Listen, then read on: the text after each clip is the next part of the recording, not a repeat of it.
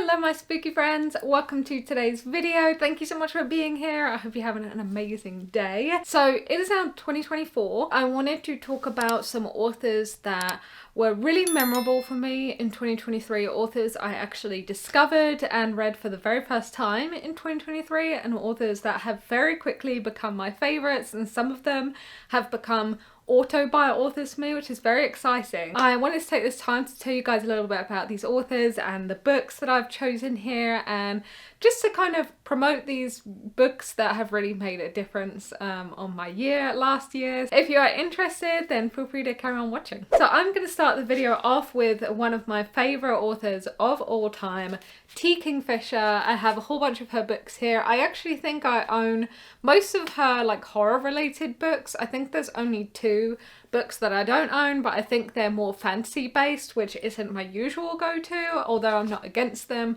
I think I'll probably pick them up at some point, but for now I own The House of Good Bones, What Moves the Dead, we have The Twisted Ones, and my number one, well actually now it's my second favourite book, but The Hollow Places, which for me is just one of the best books I have ever read in my entire life. It is phenomenal. I've talked about it a lot I think in past videos, but I am obsessed with that book. But these are all amazing. This one, A House of Good Bones, I think was the most recent one that I read, and I ended up rating it a 5 out of 5 stars. The only one that I haven't read out of these is The Twisted Ones. I'm actually still yet to read this book, but it's going to be read very, very soon. I might actually end up reading it next, but you know, the problems with readers and constantly buying books is you never really know what to read because you have so many books. So I oftentimes forget that I have this because I have them on my bedroom shelves and not my library shelves. I'm definitely going to get to that, but I just wanted to share my love for T. Kingfisher. Amazing author.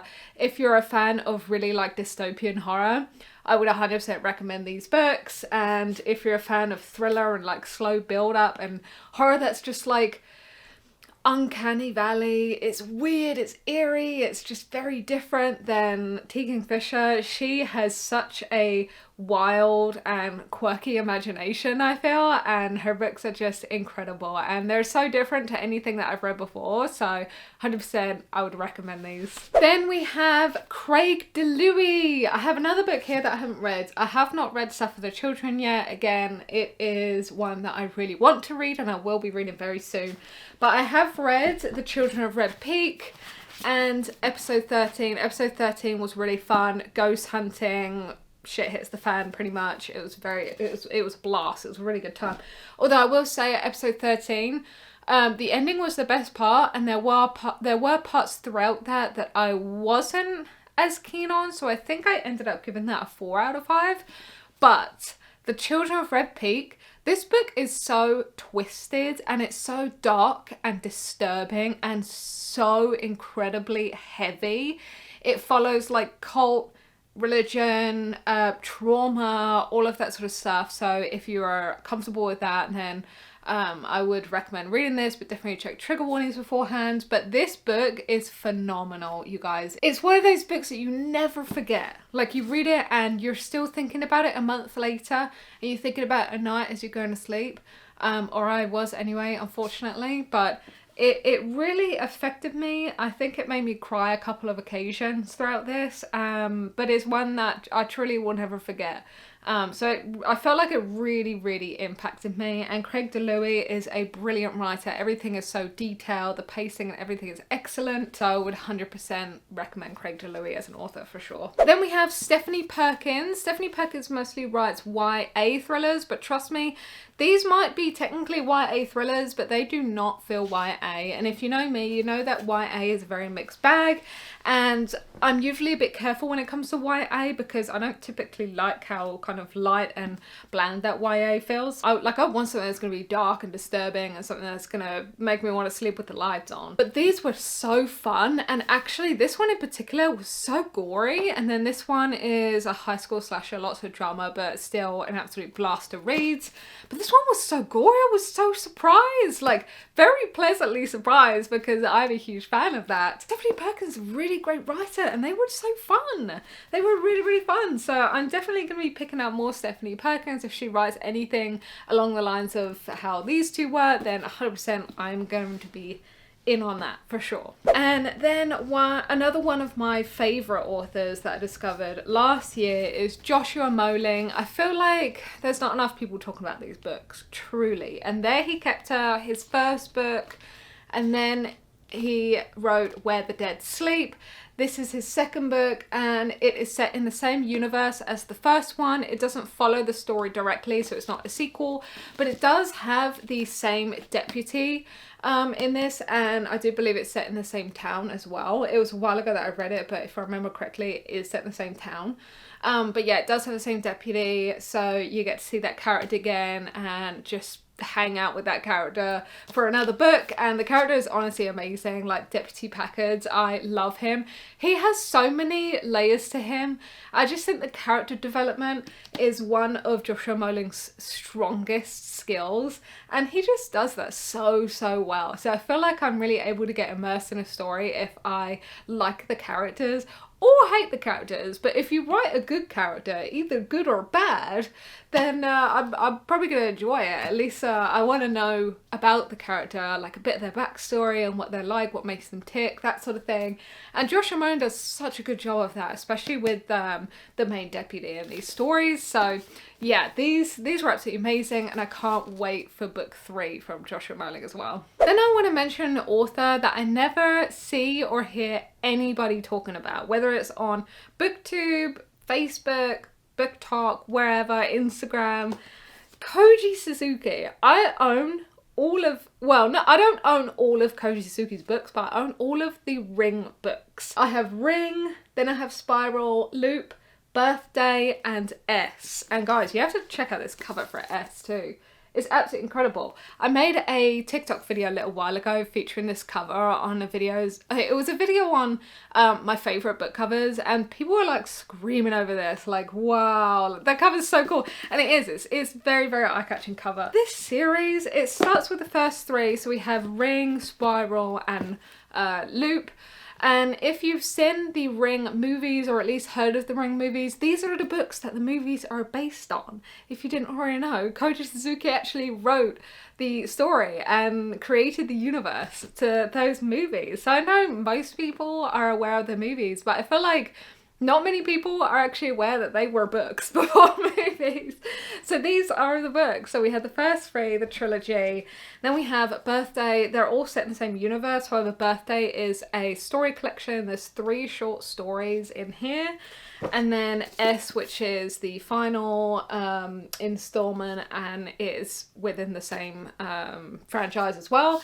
So yeah, I love them. I absolutely love them. I still have to read Loop and then the other 2. So I've actually only so far read the first 2, but seriously, they were absolutely like mind-blowingly good. What I like about Koji Suzuki is that he doesn't rely on the typical scares or the typical horror, you know what I mean? Like the jump scares or having gore or just having like that shock factor. He does have a bit of that in his books, I'd say, but how he writes is like a continuous building dread, which just makes you feel super anxious all the time. Like there's someone behind you and you're not sure who's there or what's there, but you can feel that something's there. That's the sort of thing, and that's the way he writes, and I am so here for that. If there's a book and a franchise that really will make you want to sleep with the lights on, this is it. This is absolutely it. And if you're a fan of paranormal horror, and like I said, if you're a fan of the Ring movies as well, then you owe it to yourself to discover Koji Suzuki this year. If you are coming across this video and you haven't yet read Koji Suzuki, this is your sign, okay? It's your sign. Pick up Ring, give it a go, and then you'll probably do what I did and invest in the rest of the series. But I'm going to make it my mission to finish the rest of this series at some point this year. Hopefully the beginning part of this year, I definitely want to do that. But the books are absolutely beautiful as well. They're so colourful and they look so good together. It's like a little rainbow, but horror rainbow. Those are the authors that have had the biggest impact on me in 2023, but I do have one last honorable mention because I owe it to myself and to you guys to mention this absolute legend, Stephen King. Stephen King, I mean, the horror master, the literal king of horror. I discovered his book. I read The Shining. I think that was the first one I read, The Shining. Oh my gosh, fell in love with it. It was absolutely amazing book. And I was really surprised at how different it was to the movie as well, because I'd seen the movie plenty of times before. So I was very much aware of Stephen King. I just wasn't much of a reader until beginning of last year. So a lot of these authors, I hadn't read any of their books before I even heard of them, but obviously I've heard of Stephen King, because who hasn't heard of Stephen King? I'd watched The Shining before the movie, so I went into this thinking, oh, it's gonna be like the movie, and I was very, very wrong. It's actually very different in comparison to the movie. There are a lot of similarities, but like I said, there's a lot of differences as well, and it ends differently, and just the way that it pans out and certain events that happen aren't the same as how it happens in the movie. So I was very pleasantly surprised. I love both versions. Personally, I think I do love the book version more, only because I prefer the ending. I cried at the end of this and it was a phenomenal story, absolutely phenomenal. And I read Carrie, I've read The Mist, and at the end of 2023, I made it my personal project to read and finish the entirety of it. Bear in mind, this book has 1,152 pages, and guess what? I did it. I did it. I freaking did it. It took me like 3 weeks to read, but I finished the entire thing. I felt so accomplished. And by the way, this book is so freaking good. I cannot hype this book up more. I absolutely loved almost every moment in this book, minus 1 or 2 moments.